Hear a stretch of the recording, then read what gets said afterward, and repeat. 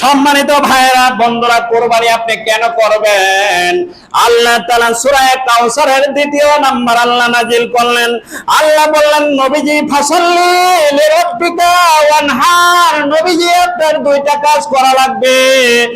এক নাম্বার কাজ হলো আপনি সালাত করা লাগবে, যেটা একটু আগে বলছিলাম, সালাত লাগবে। বেনামাজি তার জন্য ভালো কাজ শোভা পায় না। ভালো কাজ তো ভালো মানুষেরা করবে। তার মানে যে পাত্রটা নিয়ে আপনি ভালো জিনিস তুলবেন, ওটা ভালো হওয়া লাগবে, মন মেজাজ ভালো করা লাগবে। আল্লাহ তাআলা বললেন, ফাসাল্লি, আপনি সালাত আদায় করুন লিরাব্বিকা, রবের জন্য, ওয়ানহার, এবং কুরবানি করুন। এখানে উলামায়ে কেরাম তাফসীর করেছেন, এই কুরবানি সবাইয়ের কুরবানি হতে পারে। এই কুরবানি আপনার পশু কুরবানি হতে পারে, এই কোরবানি আপনার অর্থের কোরবানি হতে পারে। যেহেতু এই ঈদুল আজহার সময় আমরা পশু কোরবানি করি, কেন করে হাদিসের বর্ণনায় আপনাকে আমি শোনাবো একটু পরেই। তার মানে হলো, নবীজিকে বলা হলো, নবীজি আপনি দুইটা কাজ করবেন। এক নম্বর সালাত পড়বেন, 2 নম্বর কুরবানি করবেন। তাহলে প্রথমে সূরা কাউসারে বোঝা গেল সালাত পড়াই লাগবে। যারা কুরবানি দেওয়ার সিদ্ধান্ত নিয়েছি বা নিব, অবশ্যই সালাত ছাড়তে পারবেন না। নবীজির প্রতি এই নির্দেশ, সালাত আগে, তারপরে তুমি কুরবানি করো। আবার ভাইরা বন্ধুরা, ইবনে মাজার একটা হাদিস, হাদিসটা হাসান পর্যায়ের হাদিস। এটা হাদিসটা হাসান পর্যায়ের হাদিস। ইবনে মাজার বর্ণনায় 3125 নাম্বার হাদিস। আপনার ইউটিউব যদি আপনার গুগল থাকে, ওখানে মিলাবেন, ওখানে যা সার্চ দিলে আপনি পাবেন। আন মিখনাদ ইবনে সুলাইম, আল্লাহ নবীর একজন সাহাবী মিখনাদ ইবনে সুলাইম, তিনি বর্ণনা করেন, কালা কুন্না ওকুফান ইনদান নবিয়্য সাল্লাল্লাহু আলাইহি ওয়াসাল্লাম। আল্লাহর নবীর সাহাবী বলেন, কালা কুন্না ওকুফান, আমরা আরাফার ময়দানে ছিলাম। তার মানে হাজী সাহেবরা যারা হজ করতে গিয়েছেন, 8 তারিখে আরাফাতে থাকবেন, 8 তারিখে মিনায় থাকবেন। ওই আরাফার ময়দানে যোহরের পরেই পৌঁছে যাবেন। তার মানে তিনি বলেন, কুন্না ওকুফান, আমরা আরাফাতে অবস্থান করছিলাম। ইনদান নবী সাল্লাল্লাহু আলাইহি ওয়াসাল্লাম। মিখনাদ ইবনে সুলাইম বলেন, আমরা আরাফাতে অবস্থান করছি নবী সাল্লাল্লাহু আলাইহি ওয়াসাল্লামের সাথে আরাফাতা, আরাফায়। ফাকালা ইয়া আইয়ুহান নাস, আল্লাহর নবী বললেন, হে মানুষ সম্প্রদায় শোনো, হে জনগণেরা শোনো। আল্লাহর নবী বলে, ইন্না আলা কুল্লি আহলি বাইতিন ফি কুল্লি আমিন উদহিয়া। আল্লাহর নবী বললেন, শোনো, তোমাদের প্রতি নির্দেশ হলো, প্রতিটা পরিবারের পক্ষ থেকে একটা করে কুরবানি দেওয়া লাগবে। প্রতিটা পরিবারের পক্ষ থেকে তোমরা একটা করে কুরবানি করবা। সম্মানিত ভাইরা বন্ধুরা, এবার চিন্তা করেন হাদিসের দিকে। আল্লাহর নবী আরাফার ময়দানে দাঁড়িয়ে জনগণকে বললেন, শোনো, প্রতিটা পরিবার একটা করে কুরবানি করবা। তাহলে আমরা যারা এখানে উপস্থিত আছি, আমাদের প্রতিও নির্দেশ হলো, প্রতিটা পরিবার যারা সামর্থ্য আছে তারা কুরবানি করবে। এখন সামর্থ্যটা কি, এটা আমার জানা লাগবে যে আমি কুরবানি করব কিনা। তার মানে হলো, স্বামী চাকরি করে স্বামীর কুরবানি দেওয়া লাগবে, বউয়ে চাকরি করে বউয়ের কুরবানি দেওয়া লাগবে, বাবাই চাকরি করে বাবারও দেওয়া লাগবে। 4 জনে মিলে একটা কিনে শরীক করা যাবে না, কারণ আপনার ইনকাম আছে, আপনার দেওয়া লাগবে। নবীজির নির্দেশ হলো তোমরা কুরবানি করো।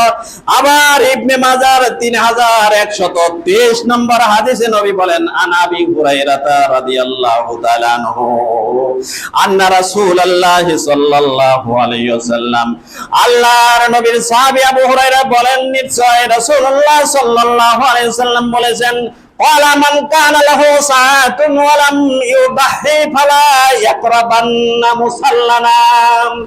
আবু হুরায়রা বলেন, নবীজি বলছেন, ক্বালা মান কানা লাহু সাআতুন ওয়া লাম ইউদাহি, যে ব্যক্তি সামর্থ্য থাকার পরেও কুরবানি অংশগ্রহণ করলো না, আল্লাহর নবী বলেন, ফালা ইয়াকরাবান্না, তাকিদ করে বলেন, সে যেন কখনোই না, মুসাল্লানা, আমার মাঠে যেন না আসে। তার মানে ঈদগাহ যেখানে হবে, যেখানে ঈদের সালাত হবে ওই মানুষটা যেন এই মাঠে না আসে, যেহেতু সে কুরবানি করে না। হাদিসটা এটাও হাসান পর্যায়ের একটা হাদিস। তাহলে চিন্তা করেন, আপনি তো সাজগুজ কইরা, আপনি তো আনন্দ উল্লাস করে মাঠে যান, নবীজি কত বড় কথা বলেছেন, তুমি আশপাশে আসবা না। ফালা ইয়াকরাবান্না, অবশ্যই অবশ্যই তুমি আসবা না, মুসাল্লা নাই, এই মাঠে তোমার জায়গা নাই। এখন যদি আপনি রাগ করেন, রাসূলের উপর রাগ করেন, এতে কোনো আসে যায় না, কারণ রাসূল বলছে তুমি মাঠে আসিও না। কারণ প্রতিটা ফ্যামিলির কোরবানি দেওয়া প্রয়োজন যদি সামর্থ্য থাকে।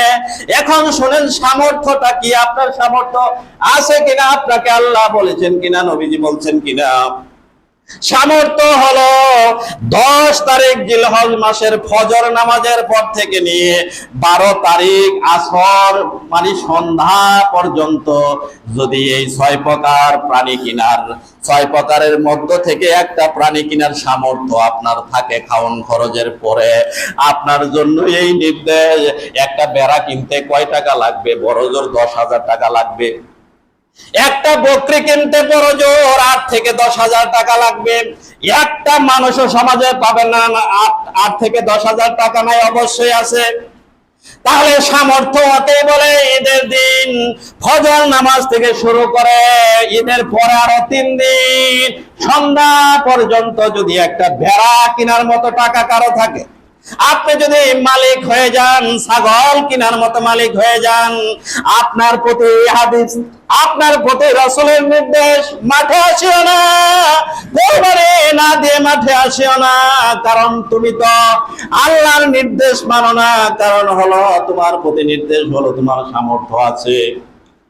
আমার ভাইয়েরা বন্ধুরা, যদি দেখা যায় 3 দিনের মধ্যে টাকা নাই, কর্জ করেন, কর্জ করে জমি কিনতে পারেন, দোকান কিনতে পারেন, কর্জ করে চাকরি নিতে পারেন, কত জায়গায় কর্জ করতে পারেন। এইটা তো 1 বছর পর পর আসে, কর্জ আপনি করেন, যদিও জায়েজ বলে নাই কেউ কর্জ করে কুরবানি চলবে। তবে আপনার যদি নিয়ত থাকে যে না 1 বছর পরে কুরবানি আসে, 5 দিন পরে টাকা হাতে আসবে, আপাতত এখন টাকা নাই, টান দিয়ে নিয়ে এসে কুরবানিটা করে দেই, ভালো কাজটা করে নেই, যদি আগামী বছর বেঁচে না থাকি তাহলে আমলটা তো বাদ পড়ে যাবে। এই ক্ষেত্রে আপনি মনে করতে পারেন দিন করে হলেও আপনি কুরবানি দেন, 1 সপ্তাহ পরে তারে টাকা দেন, 1 মাস পরে তারে টাকা দেন, অথবা 6 মাস পরে টাকা দেন, কিন্তু এই কুরবানি আগামী বছর পাবেন কিনা এটা জানা নাই। অতএব অধিকাংশ উলামায়ের মত হলো ঋণ যদি করাও লাগে এমন, তারপরে এই ভালো কাজটা ছাড়িয়েন না, এই ভালো কাজটাও অবশ্যই দরকার। চিন্তা করে দেখবেন আগামী বছর বাঁচতেও পারেন, নাও বাঁচতে পারেন, অথবা টাকা নাই, গরিব হয়ে গেছেন, এই বছর ভালো ছিলেন, ব্যবসা ভালো ছিল, আগামী বছর ব্যবসা খারাপ হয়ে যাইতে পারে, অথবা কেউ রোগাক্রান্ত হয়ে গেছে, মাদ্রাস যাওয়া লাগে, বিভিন্ন জায়গায় টাকা খরচ করে আপনি এত নিঃস্ব হয়ে গেছেন, আর সামর্থ্য নাই। এই জন্য আপনাকে করা লাগবে। তারপরে সূরা হাজের 37 নম্বর আয়াতটা আপনি শুনেন, আল্লাহ বলেন তুমি তো কুরবানি করবা, চিন্তা করে না, গোশত তোমার থাকবে, গোশত তুমি খাবা, তোমার কোনো টেনশন নাই। লা ইয়ানালাল্লাহু লুহুমুহা ওয়ালা দিমাউহা ওয়ালাকিন ইয়ানালাহুত তাকওয়া। আল্লাহ বলে আমি গোশতও নিব না, আমি রক্তও নিব না, আমি আল্লাহ শুধুমাত্র কেবলমাত্র একমাত্র তোমার অন্তরটা দেখতে চাই। আমি আল্লাহর জন্য এই দিনটা আসলে তুমি 10,000 টাকা খরচ করো কিনা, তোমার গোশত তোমারই থাকবে।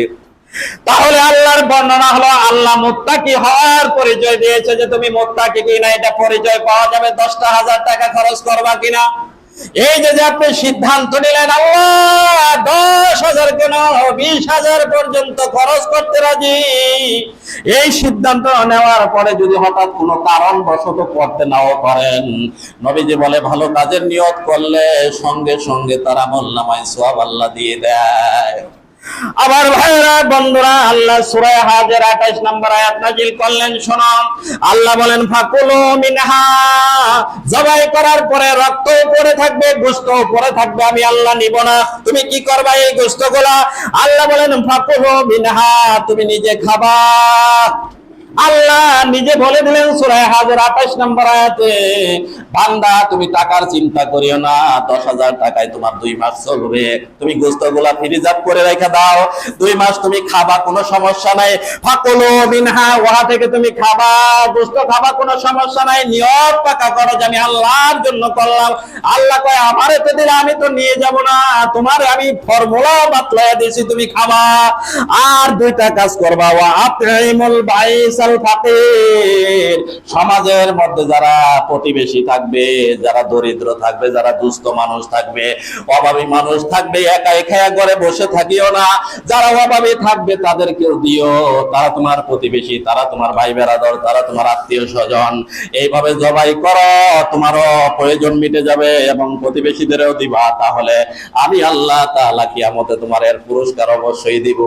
সম্মানিত ভাইয়েরা, বন্ধুরা, ইবনে উমর রাদিয়াল্লাহু তাআলা আনহু বলছেন যে এই কথার মানে হলো তুমি নিজে খাও, তোমার প্রতিবেশীরে দাও, মিসকিন যারা অভাবী যারা তাদের দাও। এই সার্বিক কথা থেকে আমাদের 7টা শিক্ষণীয় বিষয় আছে।